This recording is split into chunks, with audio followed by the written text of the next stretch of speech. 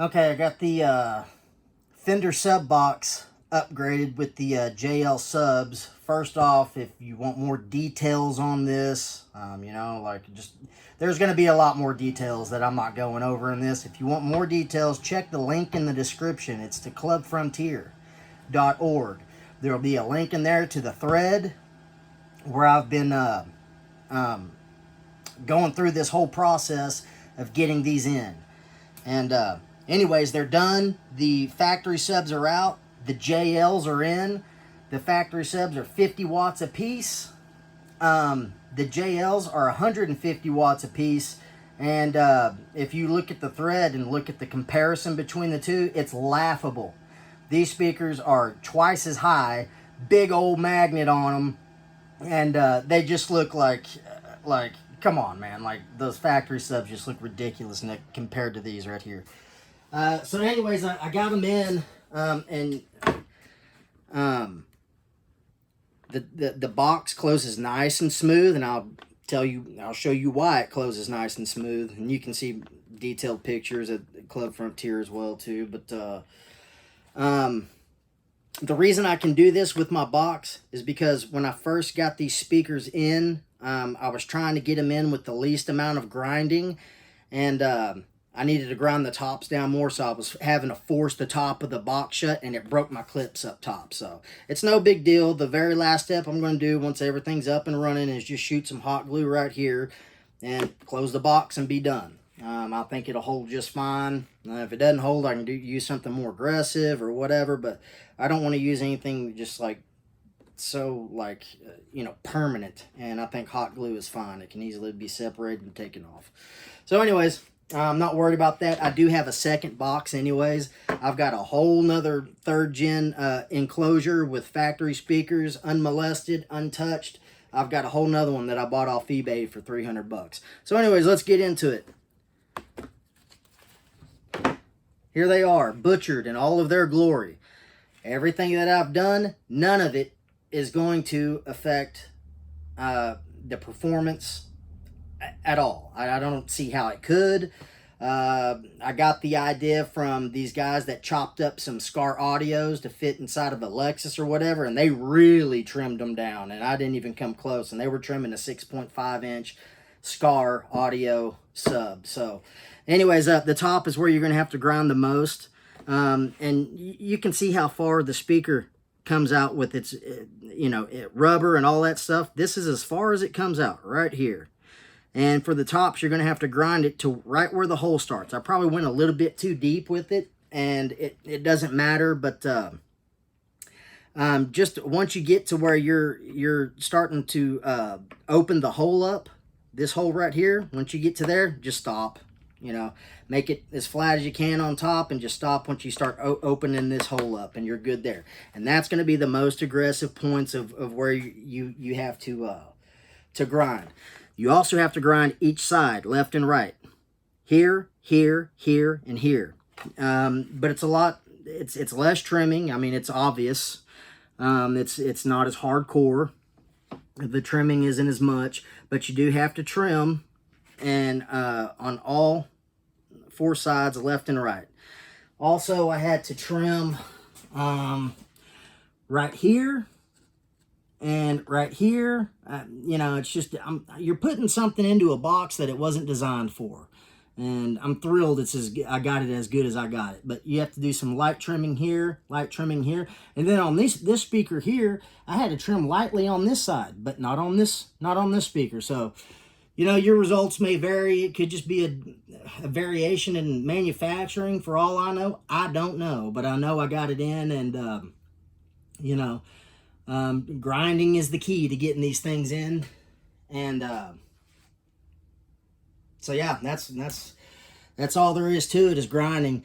As far as getting them to fit. Okay, now for the screws, there was the factory screws were too short. They're 5/8 inch, and all they had to do was just go through the little, sheet metal basket, aluminum basket of the speaker. The factory subs don't have this fancy ring and all of this crap on it, so, you need a longer screw.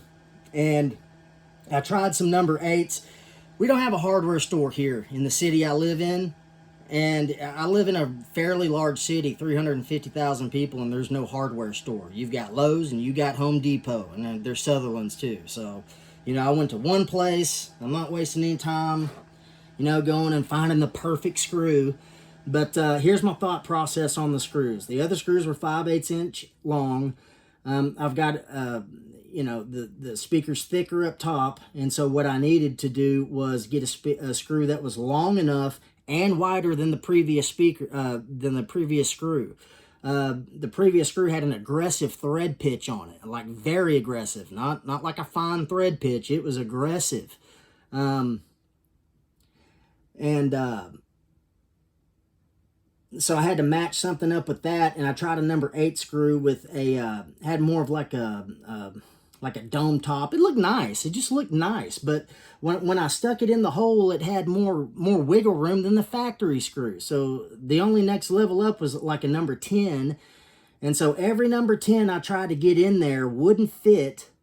The head wouldn't fit inside of the hole here, except for the this flathead metal screw, and I've got pictures of the exact ones I used on Club Frontier. You can see the exact ones I used, and I might even put a link there, but I mean, you'll see what I used. It was a 2-inch flathead screw, and you know, I went 2-inch, which is excessive. I didn't need to go 2 inches. I mean, 1 1/4 inches would have been fine, but I tried this exact same screw in 1.5 inches, and the head was too big. I mean, it was just, you know, it was a pain in the ass. So once I found one that fit, I was like, it's not going to matter how long it is, as long as it ain't 10 inches and going out the back of the box, who cares? So 2 inches is what I got, and there's mounting pegs. I hit all the factory mounting spots.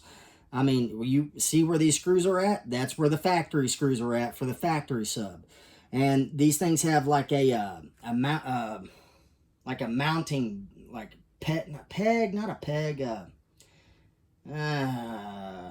the term is, the word is escaping me.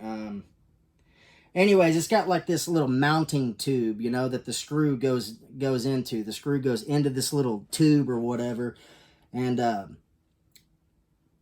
didn't want to compete with the thread pitch of the old screw. I wanted a screw that was bigger than the previous screw, so that I didn't have, again, don't have to compete with the threads and trying to get them to match up and all that. I wanted new screws that would make their own thread pattern, and that's what I got.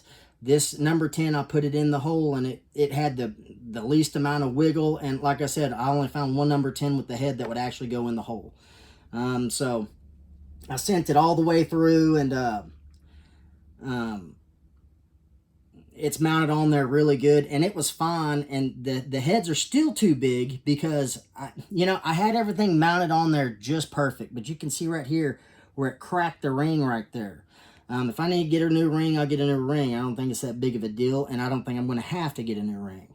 But the screw head in the end was, I guess it was a little too big.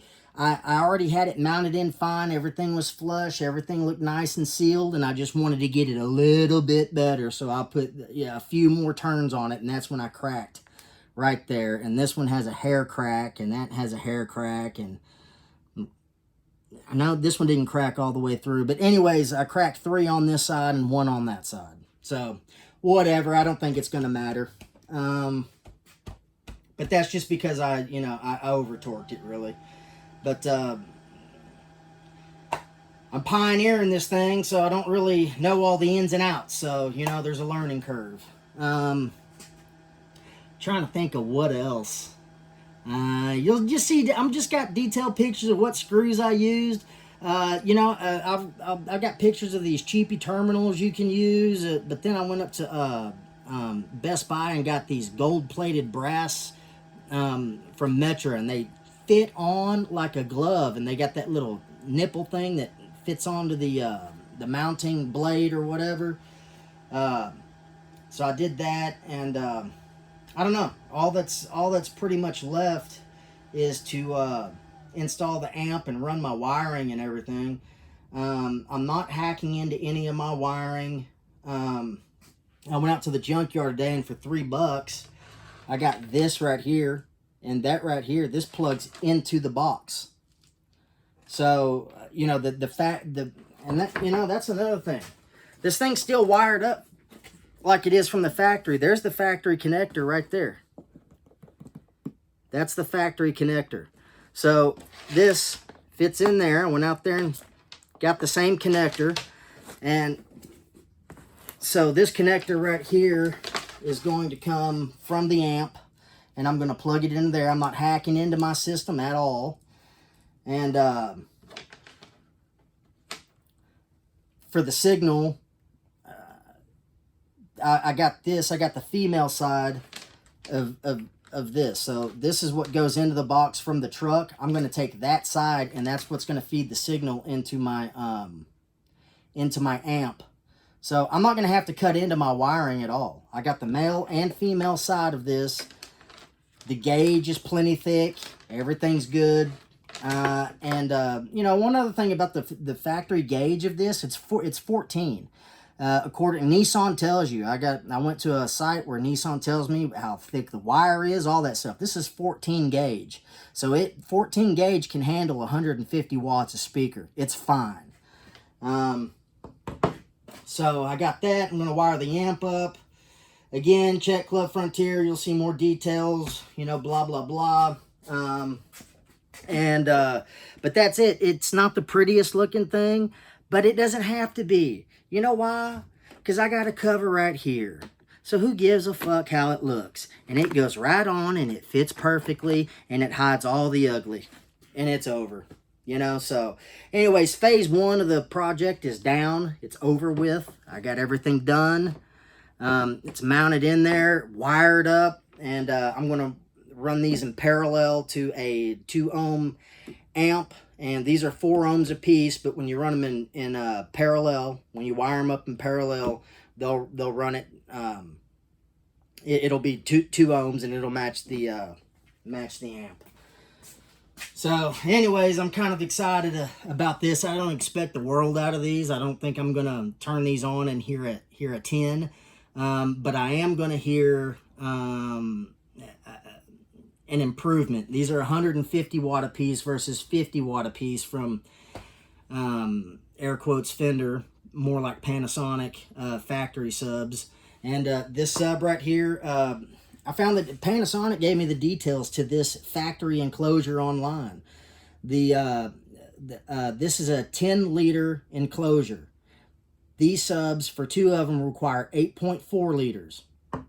So, for sealed, it's fine. And with the sealed enclosure, these will get down to 59 hertz. So, you know, I'm not going to get that, you know, 35 to 40 hertz like a 10-inch sub or anything. But these will do 35 hertz in a ported box. But this box is too small to go ported.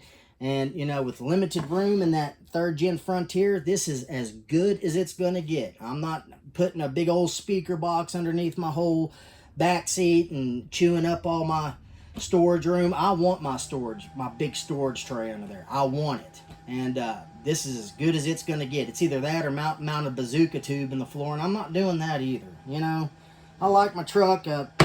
Anyway, I don't need to go into all that, but it's really nice and cost me a lot of money, so I think this is perfect. Just had to grind down a little bit and everything mounted up perfectly, so. And the lid fits right back on, hides all the ugly. So again, just check the link in the description at Club Frontier if you want more details.